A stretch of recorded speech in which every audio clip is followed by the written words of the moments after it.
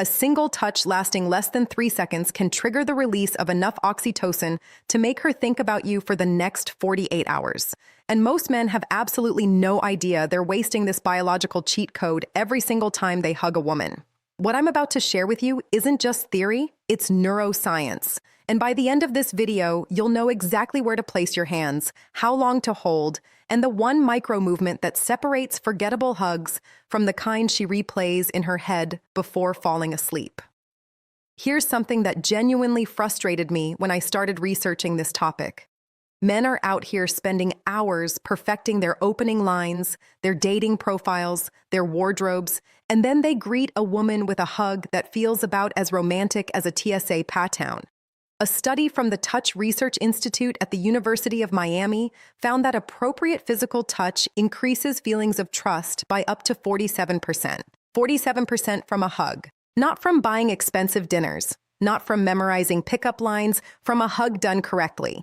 But here's the thing nobody talks about. There's a massive difference between a hug and a hug that rewires how she feels about you. And that difference, it comes down to exactly where your hands go, the pressure you apply, the duration you hold, and one subtle movement that most men have never even heard of. I'm going to break down 7 specific touch points during a hug that create instant emotional shifts.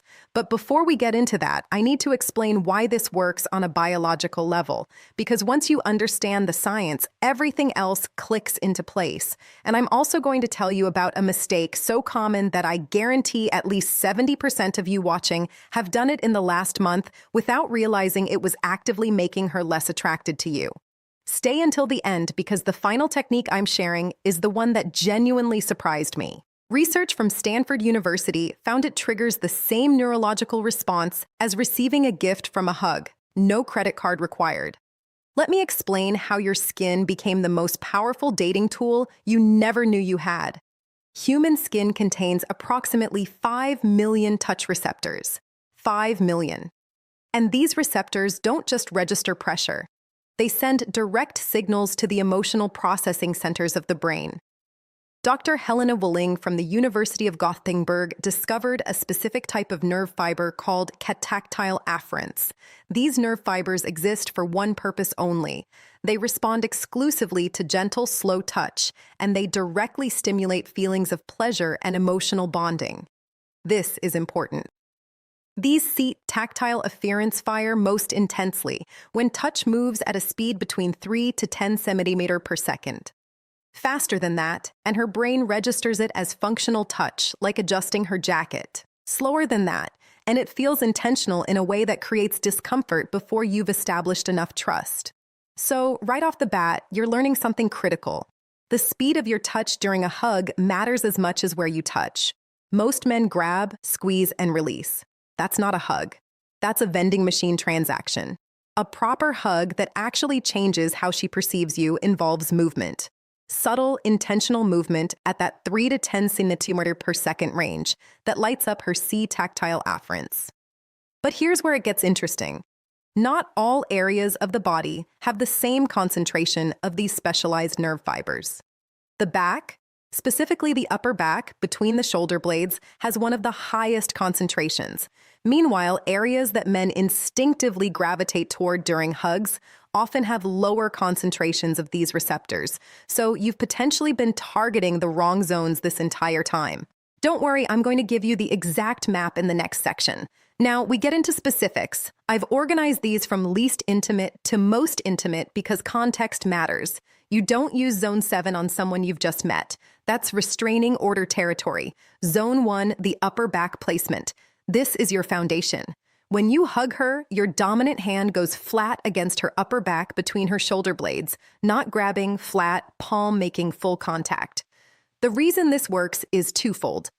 First, it activates those cat tactile afferents I mentioned. Second, having your hand flat rather than curved suggests openness and warmth rather than possession or urgency. A study published in the journal Emotion found that participants who received hugs with full palm contact reported feeling significantly more supported than those who received hugs with curved or grabbing hand positions. Same hug duration, different hand positions, completely different emotional outcomes. Zone 2, the shoulder cradle. Your non-dominant hand has a job too. It should rest on her shoulder with your fingers naturally extending toward her upper back, but not overlapping with your other hand. This creates what's called a containment embrace. It signals protection without restriction. Here's a mistake I see constantly. Men place both hands at the same level on her back. This feels symmetrical, which might seem logical, but symmetrical positioning reads as impersonal. It's how you hug your aunt. The asymmetrical placement, one hand higher than the other, creates a more intimate and less formulaic sensation. Zone 3, the gentle gather. This is where movement comes in. Once you're in the hug, your upper hand makes one slow gathering motion. Not a rub, not a stroke, a gather. It's a subtle tightening of your embrace, pulling her maybe half an inch closer, lasting about 1 to 2 seconds. This movement tells her subconscious that you're choosing to bring her closer. It's active rather than passive. You're not just accepting a hug, you're actively wanting her closer. Dr. Tiffany Field, who directs the Touch Research Institute, has noted that static touch and dynamic touch produce measurably different hormonal responses.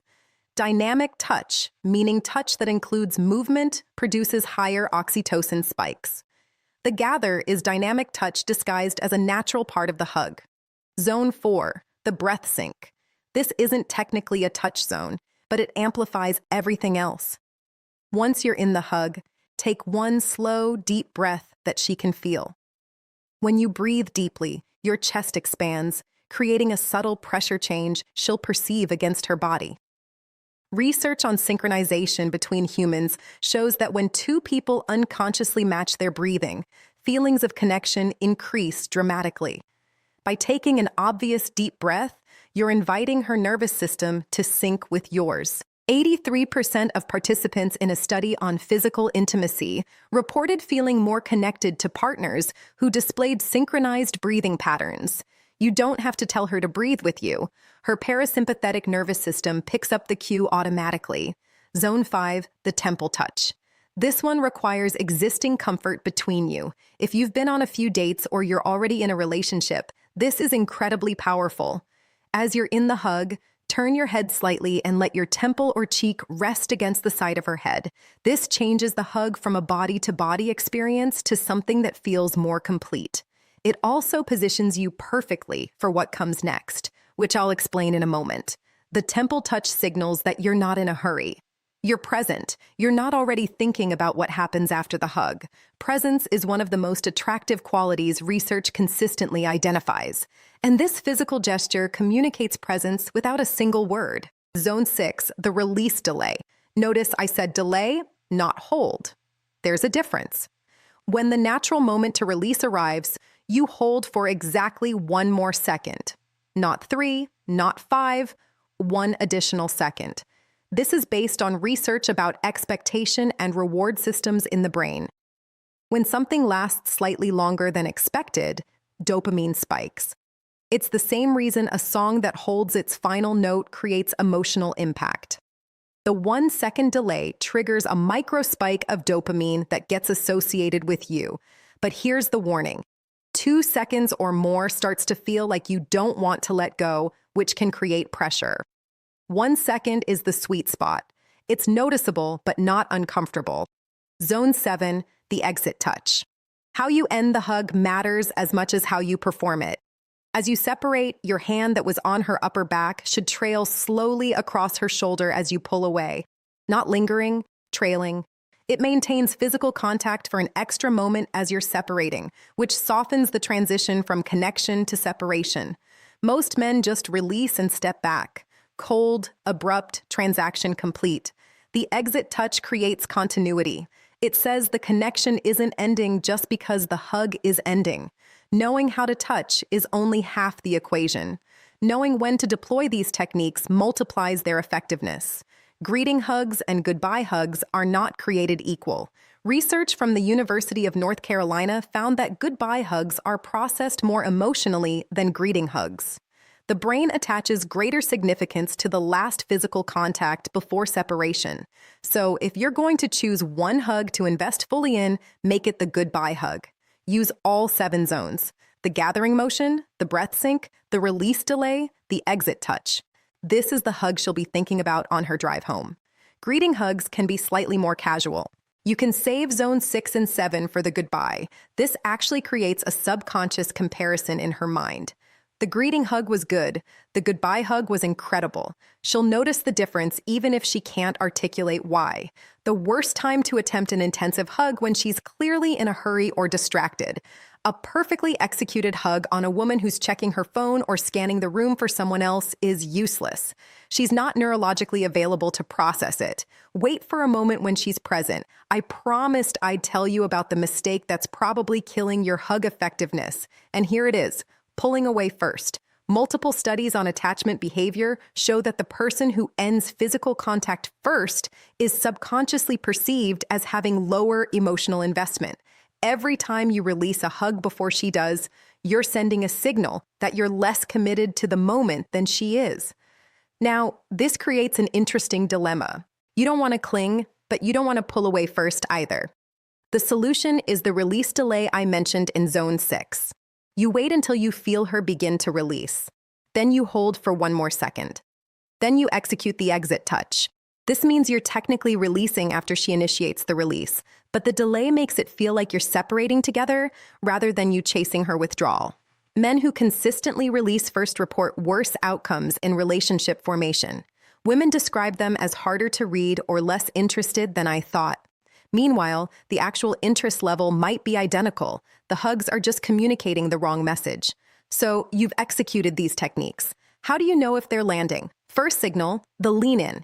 If your embrace triggers a stronger lean from her, pressing more of her body against yours, that's a clear indicator her nervous system is responding positively. She's literally trying to increase the contact. Second signal, the exhale. A deep exhale during or immediately after the hug means her parasympathetic nervous system just activated. You've created relaxation, safety, comfort. Third signal, the linger. After the exit touch, watch her body. Does she stay in your personal space for a moment? Does she step back immediately? Staying in proximity after the hug ends suggests she didn't want it to end. Fourth signal, the touch return. Does she touch you back? A hand on your arm as you separate? Contact with your shoulder? Anything that maintains connection. This is called touch reciprocity, and it's one of the strongest indicators of building attraction. Here's something funny. Sometimes you'll execute these perfectly and get absolutely no visible response. This doesn't mean it failed. Some women have been socialized to hide their physical responses. The impact might be completely internal. You'll often notice the difference in how they text you later or their enthusiasm about the next meeting. The same techniques don't apply equally in every scenario. Context demands modifications. First date, hug scale back. Use zones 1 through 3 maximum. You haven't built enough trust for the more intimate zones yet. The goal of a first date hug is to be slightly better than expected. Not overwhelming, not boundary pushing, just better than the awkward side hug she was probably bracing for. Established relationship hug. Go full expression. Use all 7 zones, but add one more element, verbalization. A quiet word spoken during the hug. Even something as simple as mom or hey you adds an auditory component that creates memory anchors. Studies show that multi-sensory experiences are remembered more vividly than single-sense experiences. Comfort hug. This is when she's upset or stressed. Forget the technique playbook. In this context, your only job is duration. Research on stress response shows that hugs need to last at least 20 seconds to significantly lower cortisol levels. During a comfort hug, you let her determine when to release. No delays, no exit touches, pure responsiveness to what she needs. Friend zone hug, real talk. If you're trying to transition from friendship to something more, the hug is actually one of your best tools. A friendship hug is typically quick, symmetrical, and low pressure. Introducing asymmetry, slowing down, adding the exit touch. These create cognitive dissonance. She'll notice something feels different, even if she can't identify what changed. Remember when I mentioned research from Stanford about triggering the same neurological response as receiving a gift? Here it is. Dr. neuroeconomist Paul Zak found that when hugs last at least 20 seconds, oxytocin levels rise enough to create genuine neurological bonding. But that's not the surprise. The surprise is that hugs of this duration combined with what he calls supportive back contact actually triggered reward centers in the brain similarly to receiving an unexpected gift. The key word is unexpected. Routine hugs don't trigger this response. Hugs that feel somehow elevated, more intentional, more present than usual, these create the gift response. Everything I've taught you in this video is designed to create that elevation. The techniques transform an expected routine hug into something that feels like a gift. And receiving that gift from you without you having spent a cent creates positive associations that money genuinely cannot buy. The irony is beautiful. Men spend hundreds on dates, experiences, and gifts trying to create positive feelings. Meanwhile, a free hug done correctly can trigger identical neurological rewards. So, how do you actually integrate this without becoming robotic? Because overthinking during a hug creates awkwardness that ruins everything. Practice in low-stakes situations first. Hug friends. Hug family members where appropriate. Focus on one zone at a time. Master the upper back placement until it's automatic. Then add the asymmetric positioning. Layer techniques until the complete sequence flows naturally. The goal is unconscious competence. You want these techniques available without conscious processing, so that when you hug someone, you're genuinely interested in your fully present rather than running through a mental checklist. I'd estimate it takes about 3 weeks of intentional practice before this becomes automatic. That's 21 days of hugging people in your life with attention to technique. After that, your default hug will be dramatically better than it is today. A hug is not just a greeting. It's not just a farewell. It's one of the most powerful communication tools available to human beings. And now you understand how to use it properly. Most men will watch this video and do absolutely nothing. They'll think interesting and continue giving the same mediocre hugs they've always given. Some of you will actually implement these techniques. You'll notice changes in how women respond to you. You'll notice relationships progressing faster. You'll notice that physical connection comes more naturally. The difference between the two groups isn't knowledge. Both groups now have the same information. The difference is action. So here's what I want you to do. Not subscribe, not hit a bell. I want you to think about the next person you'll hug after watching this. Maybe it's tonight. Maybe it's tomorrow. I want you to consciously implement just one technique from this video. The upper back placement, the exit touch, the release delay. Just one. That's your commitment. One technique, one hug, see what happens. And once you've experienced the difference, you'll naturally want to add more. You won't need me to tell you to practice. You'll practice because you'll have felt the results yourself. Now, here's the thing. Understanding how to touch her is only half of the equation. You also need to recognize when she's touching you. Because here's something most men completely miss. Women communicate attraction through touch constantly, but they do it in ways that seem accidental. They're absolutely not accidental. That video appearing on your screen right now breaks down the exact touches she uses when she's interested. The ones disguised as casual contact that are actually deliberate signals. It's called when she touches this. It's not an accident. It's a clear sign. Consider it the second half of what you just learned. You now know how to touch her. That video teaches you how to read when she's touching you. Click it, watch it. Because combining both skills, that's when everything changes.